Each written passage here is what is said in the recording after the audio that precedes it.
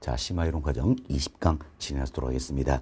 네, 여러분 교재는 115페이지예요. 네, 115페이지는 평월 3번 수요의 가타성에 영향을 미친 요인이다. 여기서부터 설명을 드리도록 하겠습니다. 사실 저희들이 지난 시간에 수요의 가타성, 우위라든지 유형에 대해서 살펴봤습니다. 자, 이 같은 수요의 가격 탄력성에 영향을 미친 요인들이 있다는 이야기예요. 이에 대해서 설명하는 부분이다 생각하시면 되겠습니다. 처음 수요의 가타성에 영향을 미친 요인들은 무수히 많습니다. 그중에 가장 중요한 요인 중에 하나가 바로 대체제의 존재 유무다 이렇게 생각하시면 되겠습니다. 그래서 대체제가 많은 경우와 적은 경우 이걸 상대적으로 비교를 해보시면 되겠습니다. 항상 상대적인 비교다 생각하시고 자 상대적으로 양이 많이 변하면 어떻습니까? 반응이 크죠? 탄력적. 양이 적게 변하면 반응이 적다. 비탄력적이다. 이렇게 생각하시면 되겠어요. 근데 벌써 이제 대체제가 많은 많을수록 자, 수요자 입장입니다. 자, 저희들이 지금 다루고 있는 수요의 가타성이죠. 수요자 입장이라는 이야기예요. 좀 대체제가 많으면 많을수록 수요자 입장에서는 선택폭이 어때? 넓어지겠죠? 그럼 선택폭이 넓어지니까 양이 어때? 많이 변한다 할 수 있겠죠. 그래서 대체가 많을수록 수요의 가타성은 어때? 탄력적이 되는 것이고요. 다음 대체제가 적을수록 수요 입장에서는 선택폭이 좁아지겠죠? 그래서 양이 적게 변한다. 비탄력적이 되는 것이다. 이렇게 생각하시면 되겠습니다. 자, 이분은 또 우리가 이제 이런 예를 한번 들어봅시다. 자, A의 가격이 상승합니다. 그럼 A의 가격이 상승했을 때 당연히 A의 수요량은 어때? 감소한다 할 수 있겠죠. 그럼 수요량이 감소하는데 상대적으로 이만큼 감소하냐, 이만큼 감소하냐 이 차이란 이야기예요. 그럼 상대적으로 이처럼 양이 많이 변하면 뭡니까? 탄력적. 양이 적게 변하면 비탄력적이 되는 것이다. 이렇게 보시면 되겠어요. 다음 A제와 가격이 하락합니다. 하락하면 A제와의 어때? 수요량이 증가하겠죠. 증가하는데 이만큼 증가하느냐, 이만큼 증가하냐 상대적인 비교다 생각하시면 되겠어요. 상대적으로 많이 변하면 양이 많이 변하면 탄력적, 적게 변하면 비탄력적이다 이렇게 생각하시면 되겠습니다. 자, 그럼 우리가 이제 이 경우를 생각합시다. 이제 A의 가격이 상승했을 때요. 상승했을 때 이때 A와 대체할 수 있는 재화가 B, C, D, E, F, G 이렇게 많은 경우와 A와 대체할 수 있는 재화가 B 딸랑 하나 있다. 적은 경우 이걸 상대적으로 비교를 해보자라는 겁니다. 자, 보세요. A의 가격이 상승하면 산삼 수요자 입장에서는 A 어때? 비싸다고 안 사겠지요. 안 사고 대체 가능한 B, C, D, E, F, G 이걸 살 거란 이야기야. 그럼 자, 대부분 사람들이 A 안 사고 이쪽으로 다 몰린다는 이야기야. 다 몰리기 때문에 A의 수요량은 줄긴 줄더라도 많이 줄어듭니까? 적게 줄어듭니까? 많이 줄어들겠죠. 왜? 처음부터 이쪽 사니까 A는 수요량은 많이 줄어든다 할 수 있겠죠. 그럼 대체제가 많으면 많을수록 양이 어때? 많이 변한다. 그래서 어때? 탄력적이 되는 것이다 라는 겁니다. 그러면 대체제가 B 달러 하나 있다. 대체 적은 경우입니다. 그럼 A의 가격 상승하면 A 비싸다고 안 사겠죠? 안 사고 대체 가능한 B를 살 거란 이야기예요. 그러나 자 어떠니 대체 가능한 B 딸랑 하나밖에 없다는 얘기라서 줄 늦게 사면 B를 못 산다는 이야기예요. 그럼 못 사면 울며 겨자 먹기로 더 높은 가격을 지불하고 A 살 수밖에 없다는 이야기예요. 그럼 때는 A의 수요량이 줄더라도 많이 줄을까요? 적게 줄을까요? 상대적으로 적게 줄어든다 할 수 있겠죠. 그럼 자 상대적으로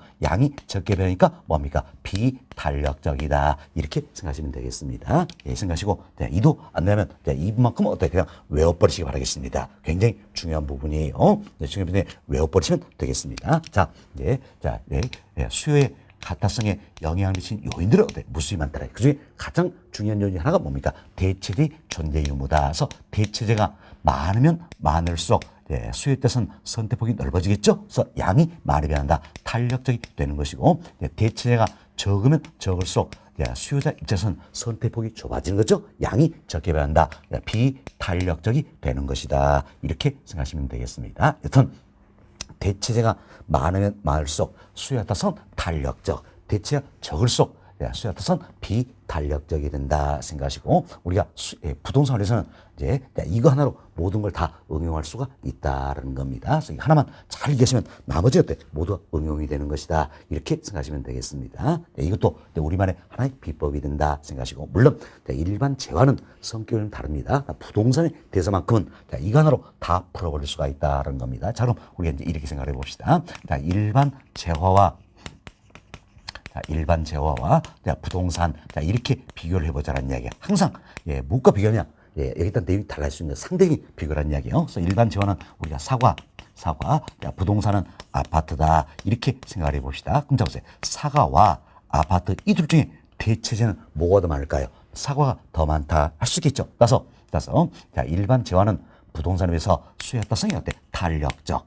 부동산은 아파트는 사과에 비해서 대체 적죠? 따라서 부동산은 일반 재화에서는 수요 특성이 어때? 비탄력적이다 이렇게 생각하시면 되겠습니다. 결국 부동산이란 이 상품 자체는 일반 재화에 비하여 수요 특성은 어때? 비탄력적이 되는 것이다라는 겁니다. 이처럼 부동산은 수요 특성이 어때? 비탄력적이에요. 그렇지만 부동산도 이게 지역별로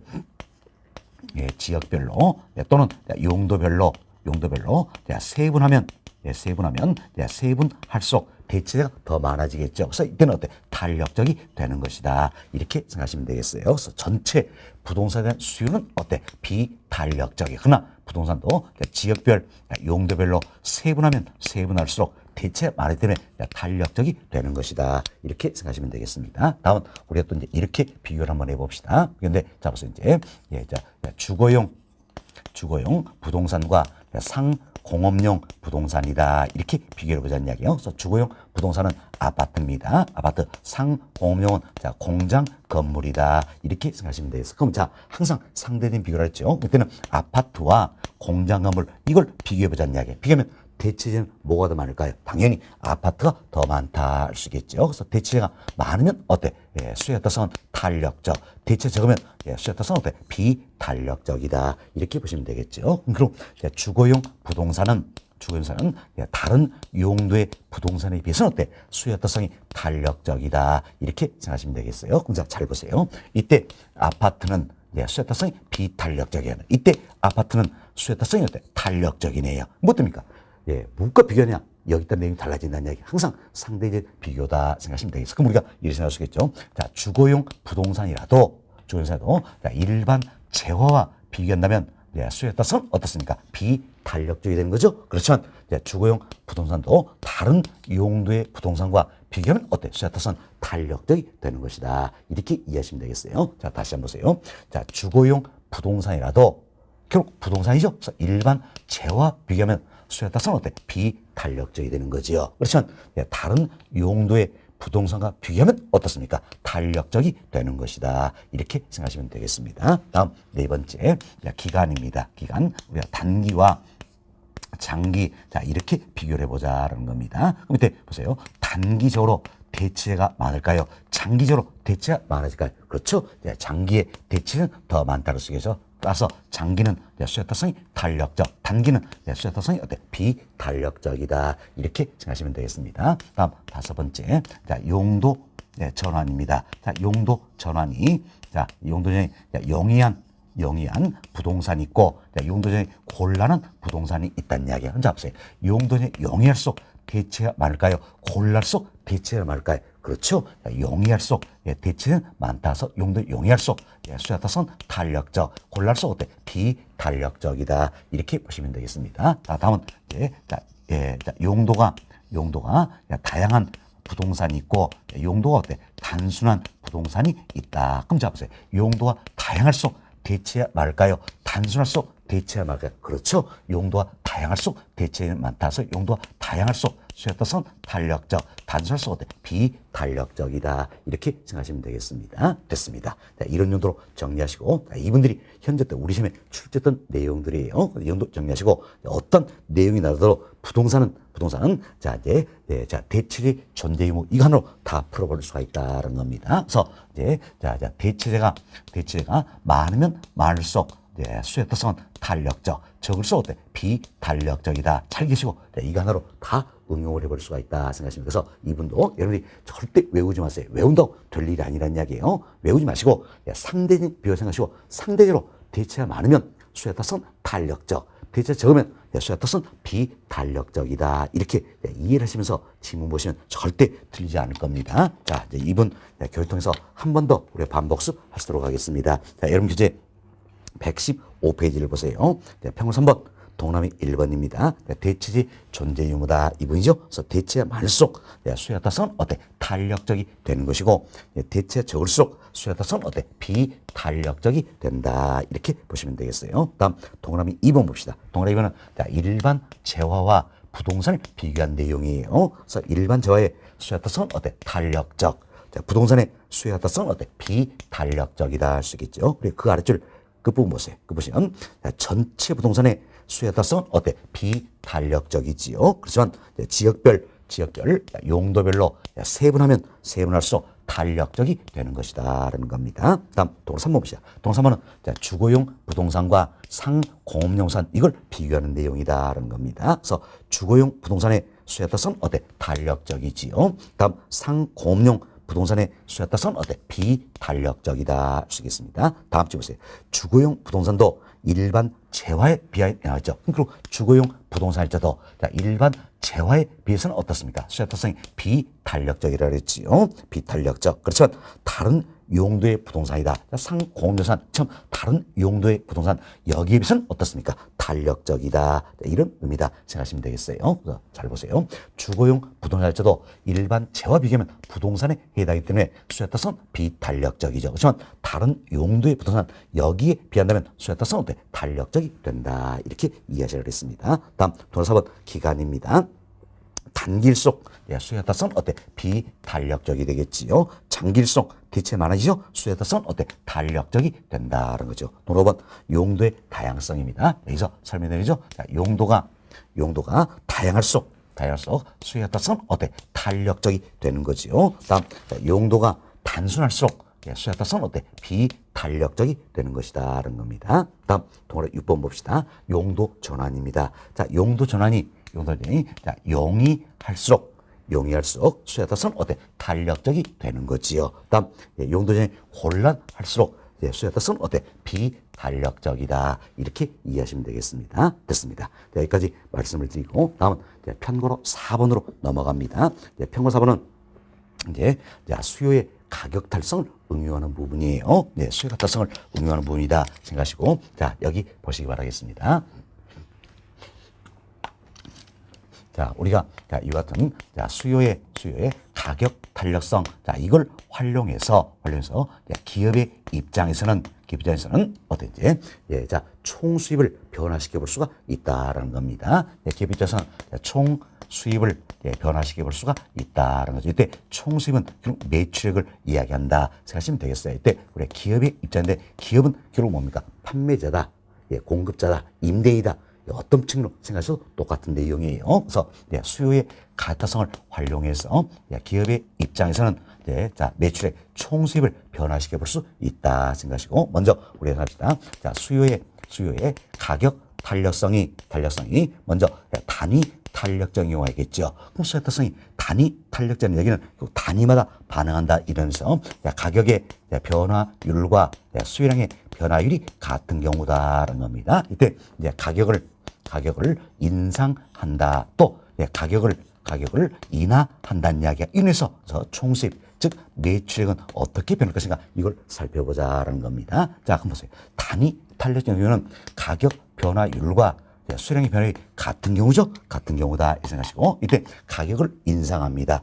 가격을 인상하면 당연히 수요량은 어떻습니까? 감소한다 할 수 있겠죠. 그렇지만 가격 변화율과 수요량 변화율이 같은 경우라는 이야기. 그래서 쉽게 이해하자는 이야기예요. 올린 만큼 떨어진다. 가격을 올린 만큼 수요량은 떨어진다는 이야기. 그럼 쉽게 이해합시다. 올린 만큼 떨어지니까 내 호점에 들어오는 총 수입은 변화가 있을까요? 없을까요? 없겠지요. 그래서 이때는 총수입은 어때? 불변이다. 이렇게 보시면 되겠습니다. 다음, 수요 타성이 단위 탄력적이야. 이때 가격을 인하한다는 이야기예요. 그럼 가격을 인하합니다. 가격을 낮추면 수요량은 어때? 증가하겠죠. 증가인데 가격 변화율과 수요량이 같다는 이야기예요. 결국 쉽게 이상하다는 이야기. 가격을 낮춘 만큼 수요량은 증가하더라. 낮춘 만큼 증가하기 때문에 내 호주머니에 들어오는 총수입에는 변화가 있어요? 없어요? 없다. 이렇게 보시면 되겠어. 총수입은 불변이다. 이렇게 보시면 되겠네요. 결국 수요의 가격 탄력성이 단위 탄력적이다. 이때는 가격을 인상하거나 인하함에도 불구하고 총수입의 변화는 있어요? 없어요? 없다. 이렇게 생각하시면 되겠습니다. 됐습니다. 다음은 이제 수요의 가격성이 탄력적인 경우입니다. 수요 가격성이 탄력적인 경우다라는 이야기. 탄력적인 경우는 탄력적인 뭡니까? 이제 탄력적이다. 반응이 크다는 이야기죠. 양이 많이 변해서 가격 변화에 비해서 수요량의 변화율이 어때? 큰 경우다. 이렇게 생각하시면 되겠습니다. 이때 가격을 인상한다는 이야기예요. 자, 보세요. 가격을 인상하면 수요량은 어때? 감소하겠지요. 감소하는데 수요량의 변이 더 크다는 이야기예요. 그래서 수요량이 더 많이 줄어버린다. 이렇게 생각하시면 되겠습니다. 자, 그럼 가격을 조금 올렸더니 수요량은 더 많이 줄어버린다는 이야기예요. 그럼 가격이 조금 오니까 사람들이 더 안 사버리다는 이야기예요. 그럼 내 호주머니에 들어오는 총수입은 늘어나고 줄어든다. 그렇죠? 줄어든다 할 수 있겠죠. 그래서 총수입은 감소하겠다라는 겁니다. 감소한다. 다음은 이제 수요 타성이 탄력적인 경우에 가격을 인하한다는 이야기예요. 그럼 가격을 이렇게 낮춥니다. 가격을 낮추면 수요량은 증가하겠죠? 증가하는데 수요량의 변화가 크다는 이야기예요. 그래서 더 많이 이렇게 증가한다 생각하시면 되겠습니다. 자, 그럼 가격을 조금 낮췄어요. 조금 낮더니 사람들한테 더 많이 사버린다는 이야기예요. 그럼 내 호주머니에 들어오는 총수입은 어때? 늘어나겠죠? 그래서 이때는 총수입은 어떻습니까? 증가하게 된다. 이렇게 보시면 되겠습니다. 총수입은 증가하게 된다는 겁니다. 자, 다음은 이제 수요의 가격 타성이 비탄력적인 경우가 되겠습니다.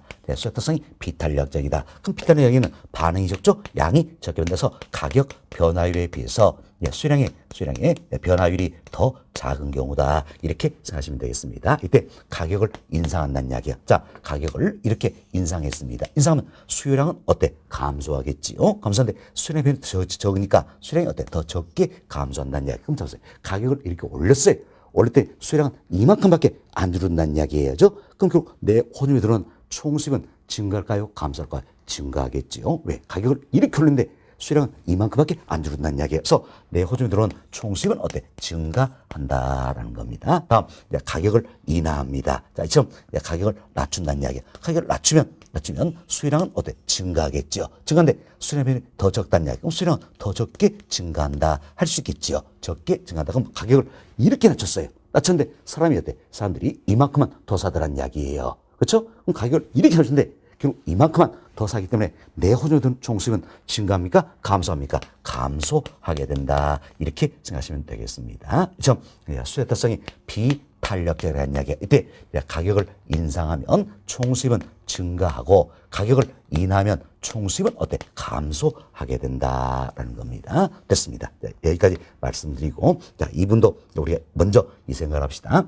처음 기업의 입장에서는 총 수입을 변화시켜서 뭘 활용합니까? 수요의 가격 탄력성을 활용한다는 겁니다. 처음 수요의 가격 탄력성을 활용한다. 이거 하나 조심하셔야 됩니다. 뭘 활용합니까? 수요의 가격 탄력성을 활용한다는 겁니다. 공급의 가격 탄력성 이게 아니란 이야기예요. 뭘 활용합니까? 수요의 가격 탄력성을 활용한다. 이렇게 정리해 놓으시고 다음 수요의 가격 탄력성이 단위 탄력적이라는 이야기예요. 그럼 단위 탄력적 경우는 가격을 인상하거나 인하함에도 불구하고 총수입의 변화는 있어요? 없어요? 없다라는 겁니다.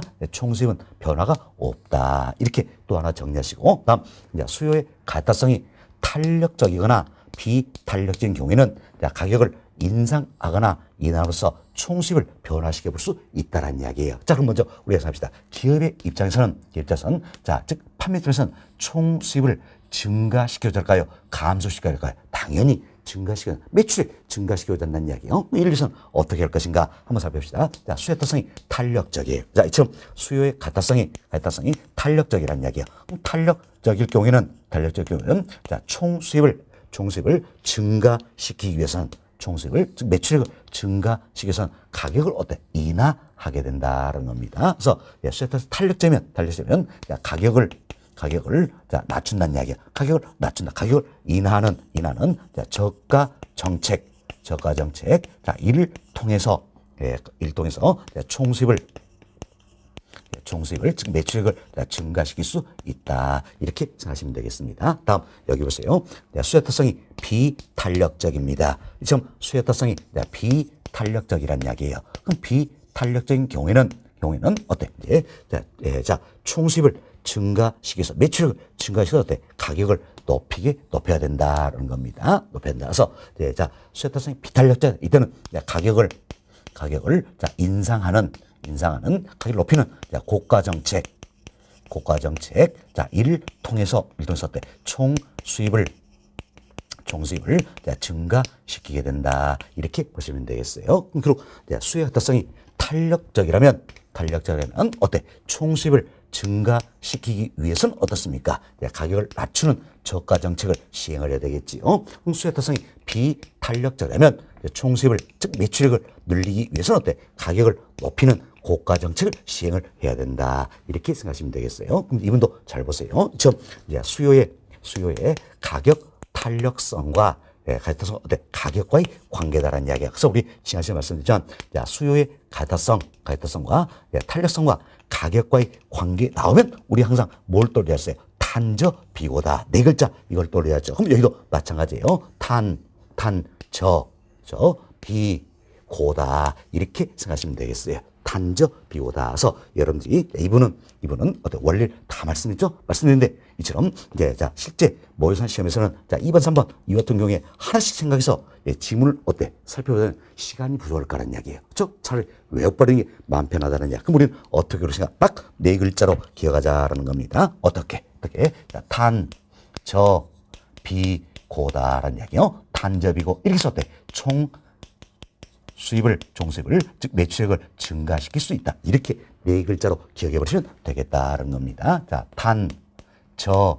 비고다. 그래서 총수입 증가다. 그래서 항상 우리가 이제 탄력성과 가격과의 관계만 나오면 자처럼 탄력성과 가격과의 관계만 나오면 뭘 떠올리자? 탄저비고다. 그래서 탄저비고 총수입 증가다 생각하시면 되죠. 그래서 수요 타성이 탄력적이면 가격을 낮추는 저가 정책. 수요 타성이 비탄력적이면 가격을 높이는 고가 정책 을 통해서 총수입을 어때? 증가시킬 수 있다. 이렇게 생각하시면 되겠습니다. 자, 그럼 이런 분들이 어디에 활용이 될 것인가라는 거죠. 자, 우리 쉽게 이런 생각합시다. 이제 A라는 건설 회사가 있어요. A라는 건설 회사가 구로에 아파트를 분양하고자 한다는 겁니다. 이때 분양하고자 할 때 분양가를 어떻게 책정을 할 것인가 이 문제예요. 분양가 어떻게 생각해요? 자, 그래서 A라는 건설회사가 구로 지역의 아파트의 어때? 수요의 가타성을 조사를 해봅니다. 그래서 구로 지역의 아파트의 구로 지역 아파트 시장에서 아파트의 수요의 가타성 이걸 조사를 해보니까 수요 가타성이 어때? 1.4더란 이야기예요. 자, 구로 지역 아파트 시장에서 수요 가타성이 1.4더라. 그럼 1.4면 수요 가타성이 어떻습니까? 탄력적이다 할 수 있겠죠? 우리가 수요 타성이 탄력적 비달의 기준은 얼마입니까? 1이에요. 1. 그럼 1보다 크니까 탄력적이다 할 수 있겠죠. 좀 수요 타성이 탄력적이라는 이야기야. 이때 A라는 건설사 입장에서는 어때? 자, 이제 총수입 즉 매출을 늘리기 위해서 분양가를 어떻게 책정할 것인가? 자, 수요 타성이 탄력적이면 어때? 탄력적이면 총수입 즉 매출을 늘리기 위해서는 어때? 저 가격을 어때? 낮춰야 되겠죠. 그래서 이때는 자, 분양가를 낮추는 어때? 저가 정책을 시행을 하게 된다. 이렇게 보시면 되겠습니다. 그럼 얼마큼 분양가를 낮춰야 될 것인가? 이건 어때? 우리 범위에 벗어난 내용이에요. 우리는 여기까지만 생각하시면 되겠습니다. 다음은 구로적 아파트 시장의 수요 가타성을 살펴보니까 예를 들어서 수요 가타성이 0.8이더라는 이야기예요. 그럼 수요 가타성이 0.8이면 어때? 이때는 어때? 비탄력적 할 수 있겠죠. 그럼 비탄력적이다. 이 같은 경우에는 자, 이제 A라는 건설 입장에서 총수입 즉 매출을 늘리기 위해서는 어떻게 할 것인가? 자, 수요 타성이 비탄력적이니까 이때는 어때? 놓고 자 가격을 높여야 되겠죠. 그래서 이때는 분양가를 어때 높이게 되는 것이다. 자, 이런 것에 활용이 되고 있다. 이렇게 생각하시면 되겠습니다. 자, 여튼 우리가 이제 수요의 가타성과 총수가의 관계다. 이 부분도 굉장히 까다로운 부분이에요. 까다로운데 몇 가지만 우리가 정리하겠습니다. 자, 이처럼 기업의 입장에서는 자, 즉 판매 입장에서는 총 수입을 변화시키기 위해서 매출을 변화해서 뭘 활용합니까? 수요의 가타성 이걸 활용한다. 공급의 가타성 아니라 그랬죠? 수요의 가타성 활용한다. 이거 하나 정리하시고 다음 수요의 가타성이 단위 탄력적인 경우에는 가격을 인상하거나 인하함에도 불구하고 총수입의 변화가 없다. 이렇게 하나 정리하시고 또 하나는 뭡니까? 탄저비고다. 탄저비고 총수입 증가다. 이렇게 정리만 해주시면 돼서 탄력적이면 가격을 낮추는 저가 정책, 비탄력적이면 가격을 높이는 고가 정책 일터에서 총수입을 증가시킬 수 있다. 이렇게만 정리하시면 전혀 문제가 없는 부분이다. 이렇게 생각하시면 되겠습니다. 자, 그럼 여러분 교재 한번 보세요. 교재 보시면 평가로 4번입니다. 4번 두 번째 줄 두 번째 줄 중간점 한번 보세요. 중간점 보시면 자 수요의 가타성이 탄력적인 경우에는 자 이처럼 수요의 가타성이 탄력적인 경우에는 가격을 인하는 저가 정책을 통해서 총수입을 어때 증가시킬 수 있다라는 이야기예요. 수요 가타성이 비탄력적인 경우에는 가격을 인상하는 고가 정책을 통해서 총수입을 증가시킬 수 있다라는 겁니다. 그래서 그 지문 옆에다가 여러분들이 딱 네 글자 이걸 적어주시면 되겠죠. 탄저비고 총수입 증가다. 이렇게 적어놓고 기억을 해주시면 되겠어요. 탄저비고 총수입 증가다. 이렇게 적어주시기 바라겠습니다. 자, 그리고 그 다음 쯤 보세요. 수요의 가타성이 단위 탄력적인 경우에는 처음 수요의 가타성이 단위 탄력적이라는 이야기예요. 자, 이때는 가격을 인상하거나 인하해도 총수입은 변하지 않죠. 불변이다. 그래서 총수입 변화를 유도할 수 없다. 이렇게 생각하시면 되겠습니다. 자, 그리고 박스에 동그라미 1, 2, 3번 이걸 우리가 설명을 드렸다 생각하시고 그래서 여기 탄저비고 총수입 증가다. 그러면 잘 이해를 해주시면 되겠습니다. 자, 여기까지 말씀을 드리면 이제 수요의 가격 탄력성이다. 설명이 다 되었습니다. 다음은 양고로 2번으로 옵니다. 양고로 2번은 수요의 소득 탄력성이다. 속에 들은 내용이 되겠어요. 여기서 설명을 좀 드리도록 하겠습니다. 자, 여기 봅시다.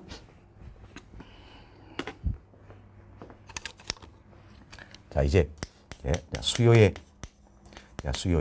소득 탄력성이다라는 거예요. 항상 탄력성 나오면 우리가 어때? 원인과 결과의 관계에 있다 생각 잘했죠? 원인 뭡니까? 소득이 1% 변했을 때지요. 얼마입니까? 1% 변했을 때. 결과가 뭡니까? 수요량이 얼마나 변하는지 어때? 측정하는 지표가 수요의 소득 탄력성이다. 이렇게 생각하시면 되겠습니다. 됐습니다. 자, 그럼 이제 수요의 소득 탄력성은 어떻게 변될까요? 자, 여기 보세요. 수요의 소득 탄력성이다. 자, 이거 측정을 해보자는 이야기요. 항상 우리가 원인과 결과의 관계에 있다. 원인은 뭡니까? 분모값이라고 그랬죠. 분모값이다. 원인 뭡니까? 소득이 1% 변했을 때 져서 소득의 변화율이 된다. 1%니까 율이 되겠지요. 소득의 변화율이다. 결과가 뭡니까? 수요량이 얼마나 변했는지 이 문제죠. 분자값이다. 그래서 수요량의 변화율이다. 이렇게 해서 식을 만들어버리면 되겠다는 겁니다. 다음은 읽는 방법 두 가지로 연습하자 그랬지요.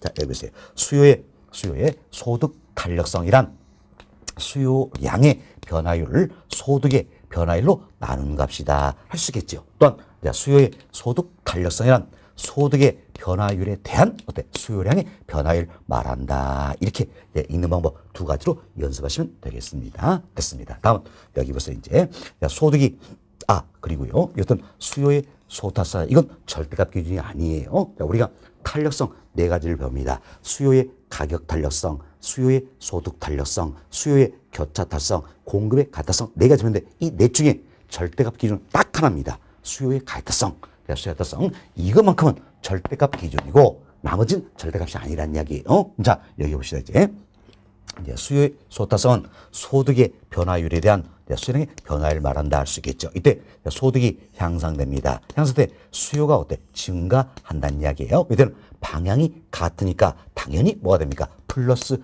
값이 된다 할 수 있겠지요. 플러스 값이 된다. 그럼 잘 보세요. 소득이 향상됐을 때 수요가 증가한 제어를 우리가 뭐라 배웠습니까? 정상제다 이렇게 배웠지요. 예, 정상제다 이렇게 배웠습니다. 다음은 소득이 향상되는데도 불구하고 오히려 수요가 감소하는 경우가 있다는 이야기야. 방향이 반대니까 이때 마이너스 값이 날 수 있겠지요. 자, 이처럼 소득이 향상되었을 때 수요가 감소한 제를 우리 뭐라고 했습니까? 열등제 이렇게 배웠지요.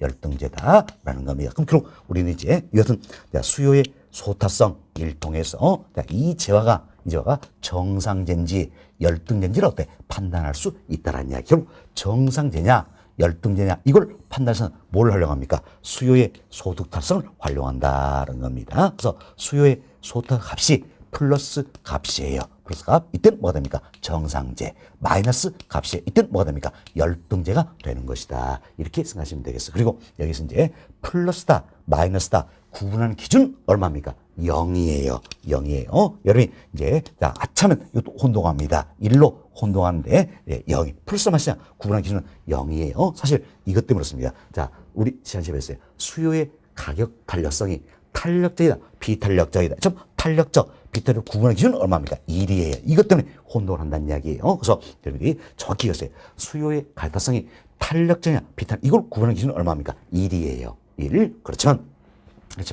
플러스다, 마이너스다 구분하는 기준은 0이다라는 겁니다. 그래서 수요의 소득 탄력성 값이 플러스 값, 양수죠. 0보다 크면 어때? 이 재화는 정상제가 되는 것이고, 자 마이너스 값, 음수죠. 0보다 작으면 이 재화는 뭐가 됩니까? 열등제가 되는 것이다. 이렇게 생각하시면 되겠어요. 그리고 재화의 성격도 잘 이해하셔야 되겠지요.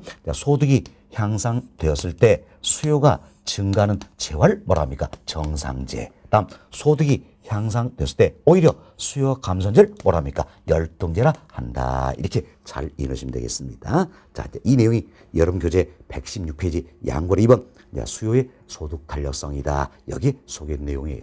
교재는 읽어보셔도 되겠습니다. 그리고 맨 아래쪽으로 보면 예가 하나 나와 있지요. 예를 한번 살펴봅시다. 소득이 10% 향상됨에 따라 자, 이처럼 소득이 10% 향상됨에 따라 어떤 부동산의 수요량이 8% 증가했다는 이야기예요. 자, 수요량이 8% 증가하였다는 겁니다. 이때 이 부동산이 정상이었느냐 판단을 해보자.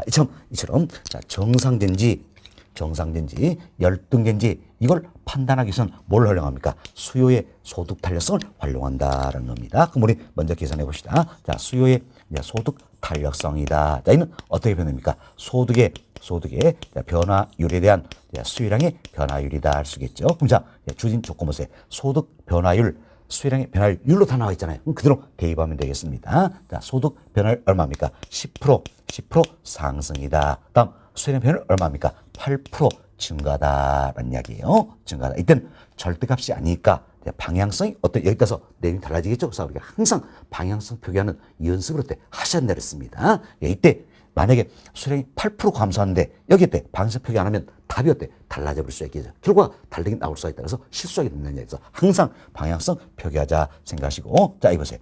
방향이 같죠? 같으니까 당연히 플러스 값이 되겠죠. 10분의 8이니까 얼마입니까? 0.8이다. 결국 자, 이제 0.8이네요. 그럼 자, 수요의 소득 탄력성 값은 자 0.8이죠? 플러스 값 0 크다는 이야기예요. 그래서 이 재화는 뭐가 되는 겁니까? 정상제가 되는 것이다. 이렇게 판단하시면 된다는 겁니다. 이 재화는 정상제다. 이렇게 보시면 되겠지요. 그래서 우리가 수요의 소득 탄력성도 계산해보고 정상제 열등제인지 판단을 해보았습니다. 여튼 이 사례는 플러스 값이니까 당연히 정상제 할 수 있겠죠. 그렇지만 우리 또 이런 요령도 익히자는 이야기예요.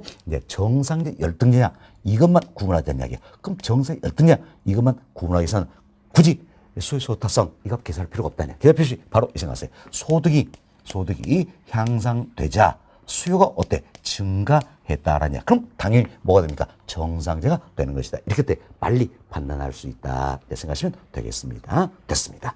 자, 이렇게 해서 수요의 소타성 설명을 다 드렸고요. 다음은 여러분 교재 117페이지입니다. 117페이지 양으로 3번 수요의 교차 탄력성이다 소개됐죠. 이분 살펴보도록 하겠습니다. 여기 보세요. 수요의 교차 탄력성이다라는 게 있습니다. 교차 탄력성. 항상 탄력성 나면 원인과 결과의 관계에 있다 생각하시고, 교차니까 크로스죠. 그래서 어때? 두 재화간이라는 이야기예요. 두 재화에 따라서, 그래서 이제 한 재화에, 즉 A라는 재화가 있다는 이야기, A라는 재화의 가격이 얼마입니까? 1% 변했을 때, 다음 다른 한 재화지요. 자, 이래서 B다. 그럼 다른 재화의 수요량이 얼마나 변할 것인가? 자, 이걸 측정하는 지표가 바로 뭡니까? 수요의 교차 탄력성이다. 이렇게 생각하시면 돼서, 교차 이거 뭡니까? 크로스 따라서 두 재화간이다. 이렇게 생각하시면 되겠습니다. 그래서 한 재화의 가격이 1% 변했을 때 다른 한 재화의 수요량이 얼마나 변하는지 측정 지표가 수요의 교차 탄력성이다. 이렇게 생각하시면 되겠습니다. 자, 그럼 이는 우리가 또 이제 자, 어떻게 측정하신가? 자, 이걸 한번 살펴보자. 식으로 만들어보자는 이야기. 항상 탄력성은 원인과 결과의 관계에 있다 생각하시고, 원인이 분모값이죠. 원인이 뭡니까? 한 재화의 가격이 1% 변경이죠. 그래서 이제 A 재화의 가격의 1%니까 변화율이다라는 겁니다.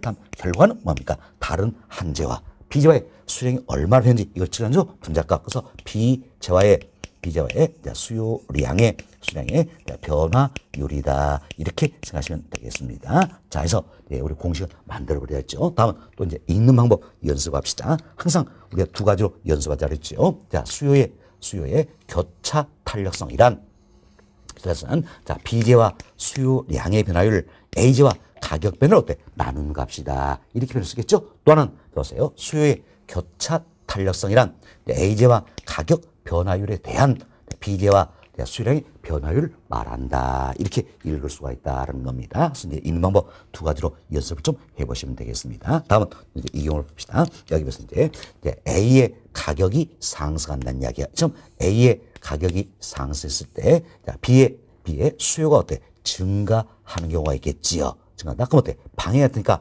당연히 이 값은 어때? 플러스 값이 나온다. 결국 플러스 값이라는 얘기는 뭡니까? 0보다 크다. 기준은 어때? 0이 역시 0이 되겠다. 이렇게 생각하시면 되겠어요. 0보다 크다는 이야기예요. 그럼 이때 이제 A와 B 두 재화는 어떤 관계에 있느냐 이 문제가 되겠죠. 그래서 수요의 교차 탄성, 교차는 크로스다. 두 재화가 아니다. 결국 두 재화가 어떤 관계느냐 이걸 묻는 겁니다. 우리 이렇게 배웠어요. 한 재화의 가격이 상승했을 때 다른 재화의 수요가 증가한다는 이야기예요. 이때 둘은 뭐가 되는 겁니까? 대체제가 되는 것이다. 이렇게 배웠던 겁니다. 두 재화는 대체제가 된다. 자, 쉽게 생각하세요. A의 가격이 상승하니까 A 안 산다는 이야기예요. B의 수요 증가했다는 이야기. B를 샀죠? 왜 A 안 사고 B를 샀습니까? A와 B는 대체가 되기 때문이다라는 겁니다. 자, 다음은 여기 보세요.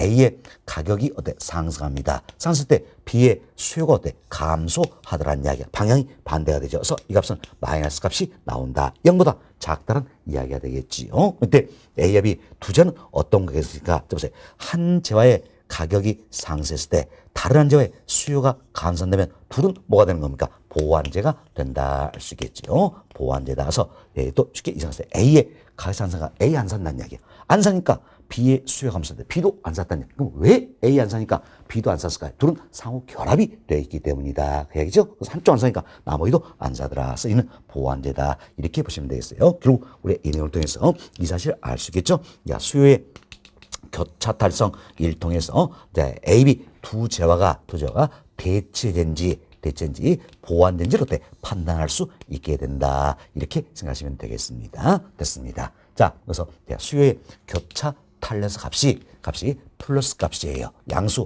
0보다 크다는 이야기. 이때 둘은 뭐가 됩니까? 대체제가 되는 것이다 라는 겁니다. 다음 수요의 교차 탄력성 값이 마이너스 값, 음수예요. 0보다 작다는 이야기. 이때는 뭐가 되는 겁니까? 보완제가 되는 것이다. 이렇게 생각하시면 되겠습니다. 생각하시고 또 이제 성격도 잘 이해하자 그랬죠. 한 재화의 가격이 상승함에 따라서 다른 한 재화의 수요가 증가한다는 이야기예요. 이때 둘은 뭐가 됩니까? 대체제가 되는 거죠. 자, 예를 들어서 우리 교수도 제가 예를 들었는데 빌라의 가격이 상승하자 아파트의 수요가 증가한다는 이야기예요. 이때는 빌라와 아파트는 뭐가 됩니까? 대체제가 되는 것이다. 이렇게 보시면 되겠어요. 다음, 한 재화의 가격이 상승하자 다른 재화의 수요가 감소하더라는 이야기예요. 이때 둘은 뭐가 됩니까? 보완제가 되는 것이다. 자, 예를 들어서 이제 토지의 가격이 상승하자 아파트 수요가 감소했다는 이야기예요.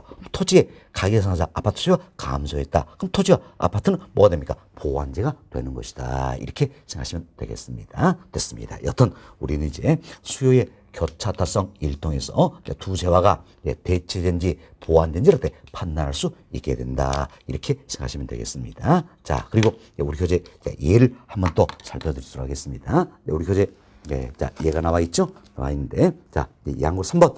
수요의 교차 탄력성이다. 첫 번째부터 다 설명드리니까 교진 읽어보시면 되겠고, 이제, 자, 공식이 나와 있죠? 수요의 교차 탄력성은 A제와 가격 변화에 대한 B제와 수량의 변화이다. 공식 나와 있죠? 그리고 그 아래로, 여섯 번째 줄 한번 봐보세요. 여섯 번째 시간, 최근 부동산 시장에서 나와 있죠? 이 내용 살펴드립니다. 최근 부동산 시장에서 소형 아파트의 임대료가 10% 상승함에 따라서 오피스텔 임대 수요가 인해서 오피스텔의 임대 수요가 7% 증가했다라는 겁니다. 이때 소형 아파트와 오피스텔은 어떤 관계인지 알 것인가 이걸 묻는 거예요. 소형 아파트와 오피스텔은 어떤 관계에 있느냐. 그럼 소형 아파트와 오피스텔 두 재화가 대체 보완자 이걸 묻는 겁니다. 그렇죠? 대체인지 보완된지 이걸 판단해서는 뭘 활용합니까? 수요의 교차 탄력성을 활용한다는 겁니다. 그럼 자, 여기 보세요. 우리가 이제 수요의 교차 탄력성 한번 계산해 봅시다. 수요의 교차 탄력성은 A제와 가격 변화율에 대한 B제와 수요량의 변화율이다. 이렇게 표현할 수 있겠지요. 자, 이때 보세요. 이제 가격이 변한 건, 어때? 임대료 10% 상승했다. 임대료 있죠? 임대료 가격 생각하시면 되겠어요. 그럼 이제 임대료 10% 상승했다라는 이야기예요. 그럼 주어진 조건이면 가격이 변한 건 뭡니까? 소형 아파트죠? 그래서 A전 뭐가 됩니까? 소형 아파트가 되는 것이다. 생각하시면 되겠습니다. 자, 얼마입니까? 10% 상승이 될 수 있겠죠. 다음 B제와 수량의 변화입니다. 그럼 주어진 조건입니까? 수량이 변한 건 뭡니까? 오피스텔이죠. 그래서 이 상황에서 B는 뭐가 됩니까? 오피스텔이 되겠다라는 겁니다. 수량의 변화 얼마입니까? 7% 증가다라는 겁니다. 이대로 방향 항상 표기하셔야 한다 그랬어요. 방향 같으니까 당연히 플러스 값이다. 10분의 7이니까 얼마입니까? 0.7이 되겠지요. 0.7. 그럼 결국 이제 수요의 교차 탄력성 계산해 봤어요. 얼마입니까? 이제 0.7이다. 결국 플러스 값이니까 수요 교차 탄력성이 플러스 값이니까 두 자는 뭐가 됩니까? 대체가 되는 것이다. 그래서 이 주어진 사례 본다면 소형 아파트와 오피스텔 둘은 어떤 관계에 있다? 대체 관계에 있다. 대체제가 되는 것이다. 이렇게 생각하시면 되겠습니다. 자, 그래서 우리는 이제 수요의 교차 탄력성 이 값을 계산해서 두 재화가 대체제다라는 걸 찾았습니다. 그렇지만 예를 들어 생각하세요. 대체 보완량 이것만 우리가 구분한다면 굳이 수요의 교차 탄력성 계산할 필요가 없다라는 이야기예요. 바로 이렇게 생각되어 있죠. 자, 한 재화의 가격이 어때? 상승하자. 자, 이처럼 한 재화의 가격이 상승하자 다른 한 재화의 수요가 어때? 수요가 증가했다라는 이야기예요. 자, 지금 한 재화의 가격이 상승하자 다른 한 재화의 수요가 증가했다. 이때 둘은 뭐가 됩니까? 대체한다. 우리 연습 많이 했잖아요. 한 재화의 가격이 상승하자 다른 재화의 수요가 증가하면 둘은 뭐가 되냐? 대체된다. 그래서 바로 우리 이 내용에서 소형 아파트와 오피스텔은 어떤 관계? 대체 관계자, 대체다. 바로 찾을 수가 있다. 이렇게 쉽게 또 연습이 좀 되시면 되겠습니다. 자, 이렇게 해서 저희들은 이제 수요의 교차성 2분까지 다 말씀을 드렸어요. 그래서 이제 저희들이 자, 수요의 탄력성이다 관련해서는 지금 때 세 가지를 말씀을 드렸다는 겁니다. 자, 여기 보세요. 수요의 탄력성은 지금 세 가지를 이야기했죠. 자, 먼저 수요의 가격 탄력성이 있었어요. 이때 수요의 가격성은 이 점의 수요가 가격에 대해서 탄력적이냐 비탄력적이냐 이걸 판단하기 위함이었죠.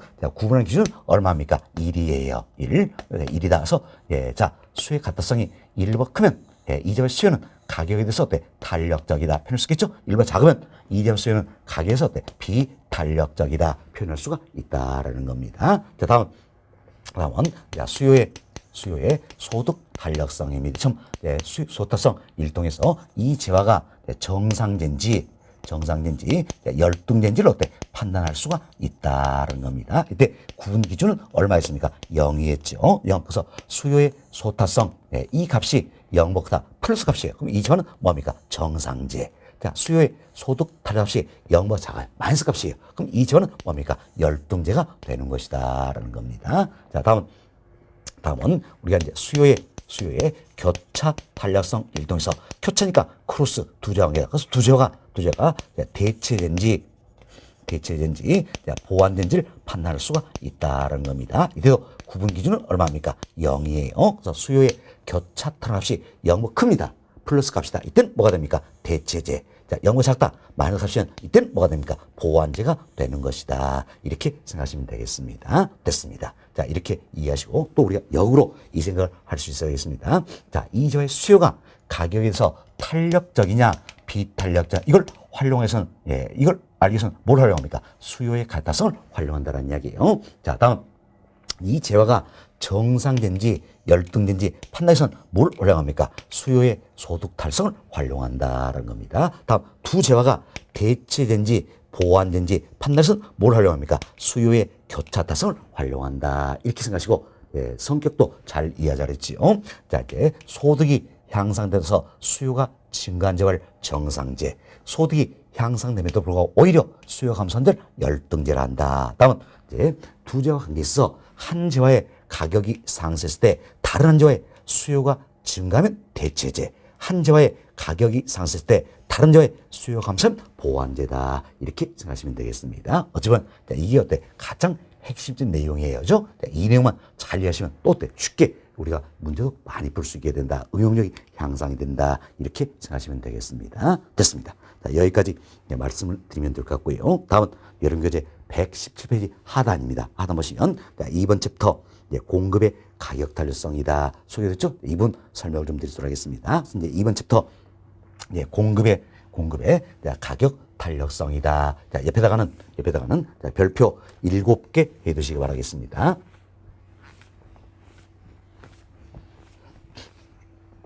자, 여기 봅시다. 공급의 가격 탄력성이다. 자, 옆에다가 별표 자, 7개 해두자. 이렇게 말씀을 드렸습니다. 그럼 항상 우리가 이제 탄력성 이 표현은 뭡니까? 원인과 결과의 관계에 있다. 이걸 생각 잘했죠. 원인 뭡니까? 당해 저하의 가격이 1% 변했을 때다. 이론이 아니랐어요. 1% 변할 때다. 결과가 뭡니까? 당해 저하의 공급량이 얼마나 변하는지 측정하는 지표가 되겠다. 이처럼 공급량이 얼마나 변한지 측정하는 지표니까 당연히 양적인 지표가 되겠죠. 그래서 어때? 공급의 가타성도 양적인 지표다서 정량적 지표다 할 수 있겠죠. 이처럼 양적인 지표다 해서 어때? 정량적 지표다 이렇게 표현할 수가 있다라는 겁니다. 됐습니다. 다음 그럼 이제 우리가 공급 가타성 자 이걸 측정을 해보자라는 겁니다. 항상 원인과 결과의 관계에 있다 이렇게 생각하시고 원인이 뭡니까? 당해적 가격이 1% 변했을 때죠. 따라서 분모값은 원인이 되겠죠. 원인 뭡니까? 가격의 변화율이 되겠다라는 겁니다. 결과는 어때? 공급량이 얼마나 변하는지 이 문제 됐죠? 분자값이다. 그래서 공급량의 변화율이다. 이렇게 생각하시면 되겠습니다. 공급량의 변화율이다. 자, 그럼 벌써 이제 우리가 공급의 가타성이다. 이분도 있는 방법은 두 가지로 연습이 돼야 되겠지요. 먼저 공급량의 변화율을 가격의 변화율로 어때? 나눈 값이다. 이렇게 표현할 수 있겠지요. 자, 다음은 공급의 가타성이란 가격의 변화율에 대한 어때? 공급량의 변화율을 말한다. 이렇게 읽을 수가 있다. 연습이 되시면 되겠습니다. 자, 그리고 참고로 이제 가격이 상승하면 공급량은 어때? 증가한다.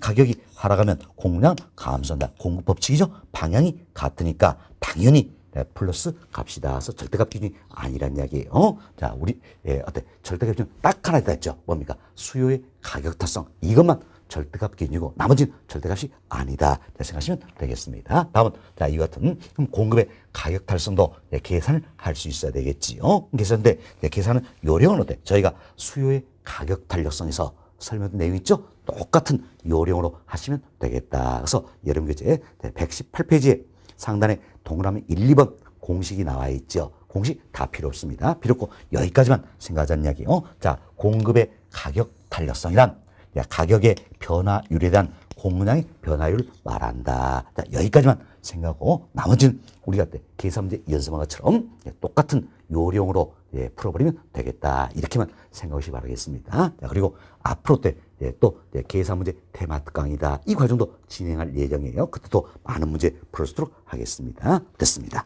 자, 이렇게 해서 공급의 가타성의 우위라든지 자, 이제 계산 방법 여기까지 설명을 드렸습니다. 다음, 자, 이 같은 공급의 가타성도 5가지 유형이 있다라는 겁니다. 5가지 유형이 있다. 사실 공급의 가격 탄력성도 어때? 우리 앞서 했던 수요의 가격 탄력성, 동일한 가격 탄력성 일종이라는 이야기에서 내용이 어때? 유사한 분이 많다는 이야기예요. 그래서 수요의 가격 탄력성도 5가지 유형이 있었죠? 뭐가 있었습니까? 단위 탄력적, 탄력적, 비탄력적, 완전 탄력적, 완전 비탄력적 5가지 유형이 있었냐. 공급도 똑같습니다. 공급의 가타성도 5가지 유형이 있다. 자, 그럼 여기 보세요. 우리가 수요의 특성 5가지 유형 설명할 때는 뭘 비교했습니까? 가격의 변화율과 수요량의 변화율, 이걸 비교했죠? 항상 원인부터 나온다는 이야기예요. 원인, 가격 변화율, 결과, 수요량 변화율, 이걸 비교했습니다. 자, 그럼 공급의 가타성 유형을 설명할 때도 뭘 비교합니까? 원인과 결과다. 원인은 가격 변화율, 결과는 뭡니까? 공급량의 변화율이다. 그래서 수요의 가타성을 설명할 때는 가격 변화율과 수요량의 변화율, 이걸 비교했죠? 그렇지만 공급의 가타사인은 뭘 비교합니까? 가격 변화율과 공급량의 변화율을 이렇게 비교한다 생각하시면 되겠습니다. 가격 변화율과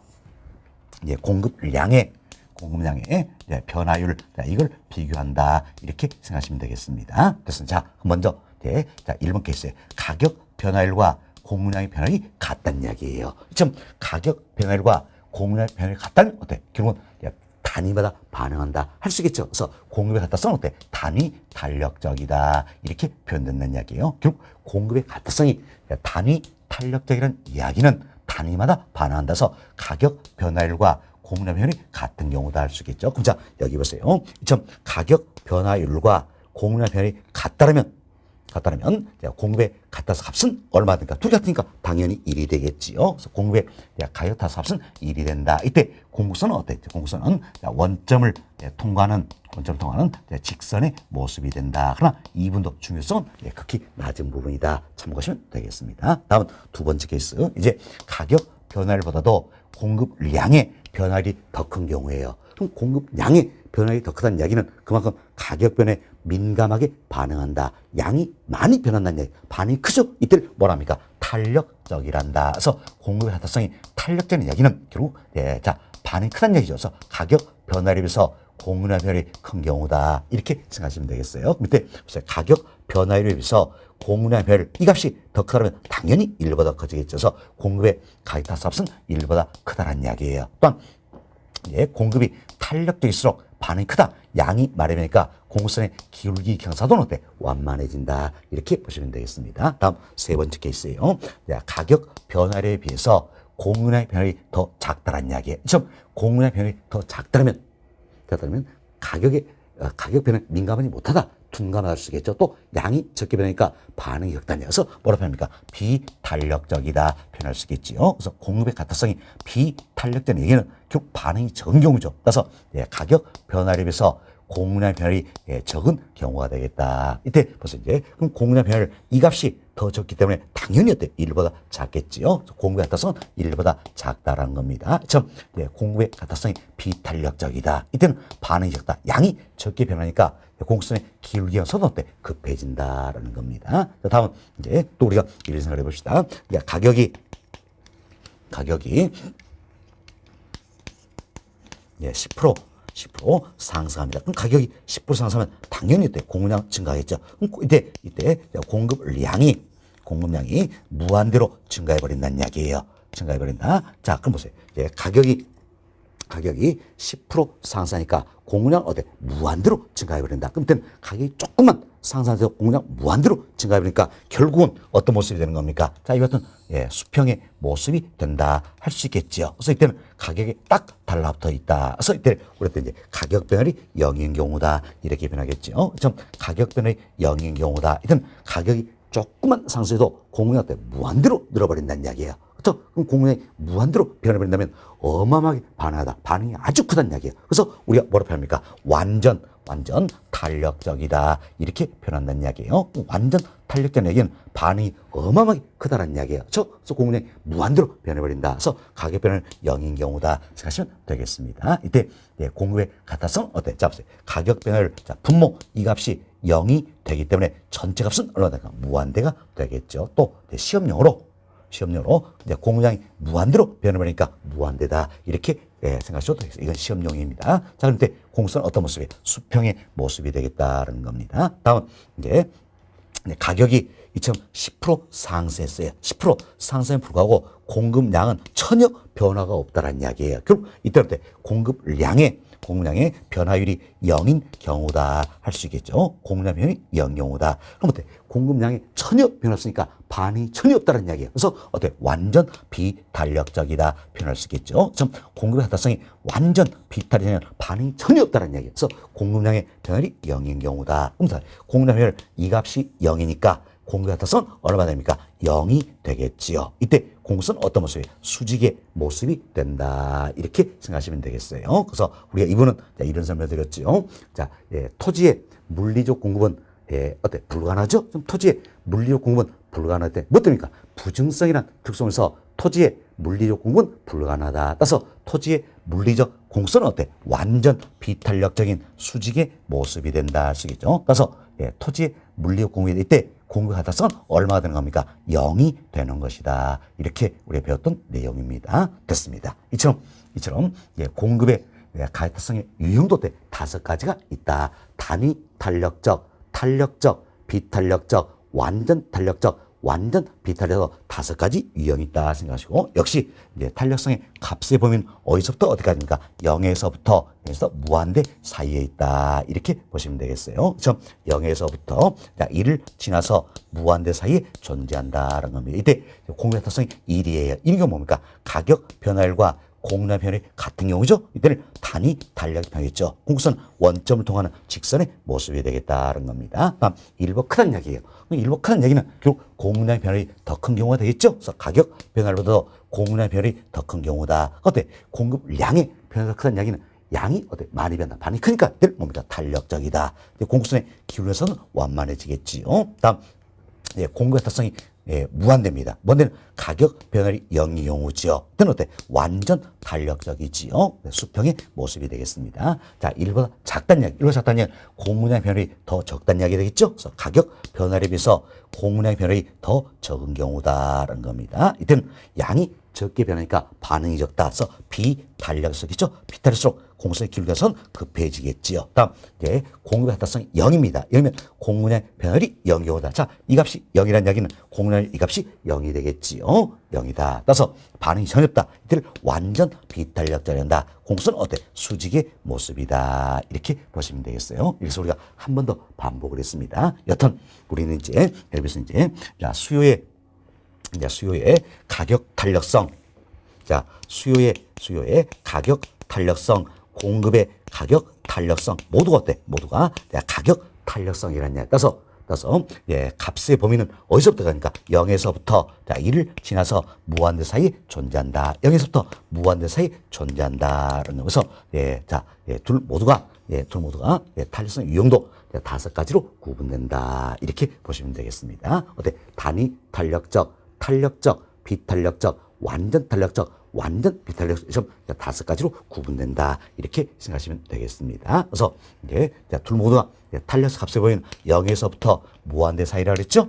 이때 1인 경우를 뭡니까? 우리가 단위 탄력적이란다는 겁니다. 1번 크면 탄력적이 되겠죠. 탄력적 곡선의 기울기에서도 완만해지고 1번 작으면 비탄력적이다. 곡선의 기울기에서도 급해진다는 겁니다. 자, 무한된 경우는 완전 탄력적이죠. 수평의 모습이다. 자, 0 경우는 완전 비탄력적이다. 수직의 모습이 되는 것이다. 이렇게 생각하시면 되겠어요. 여튼 수요의 가격 탄력성, 공급의 가격성 다 마찬가지다. 모두가 가격 탄력성이 때문에 유형은 어때? 5가지가 있다 생각하시고, 값의 범위는 역시 0에서부터 무한 사이에 존재한다. 이렇게 보시면 되겠습니다. 자, 이렇게 해서 저희는 이제 118페이지 양걸 1번에 보면 공급의 가타성의 유형이다. 이분 다 말씀을 드렸습니다. 자, 그리고 이제 자, 119페이지입니다. 119페이지는 양고래 2번. 예, 공급의 가격 달성과 기울기다. 이분도 저희한테 수업에서 배웠던 내용은 대동소이라서 예, 자, 네, 기울기가 이 자체도 가격과 관련되니까 항상 우리가 탄력성과 가격 관계에서는 뭘 떠올리자? 탄저 비고다. 이걸 떠올렸어요. 탄력적일수록 기울값은 적어지고 비탈수록 기울값은 커진다. 이렇게 생각하시면 되겠습니다. 따라서 네, 자, 공급의 가격 탄력성과 공급선의 기울기압 사이도 네, 반비례 관계가 성립된다. 이렇게 생각하시면 되겠어요. 그리고 참고로 네, 수요 곡선은 기울기의 절대값 기준이 있으나 공급선은 네, 절대값이 아니에요. 기울기값이다. 이렇게 참고하시면 되겠습니다. 됐습니다. 자, 네, 내용은 읽어보셔도 될 부분이에요. 자, 이번 시간은 여기까지 정리해드리고 다음 시간에 양호 3번 네, 공급의 가타성에 영향을 미친 요인이다. 여기서부터 계속 설명하도록 하겠습니다.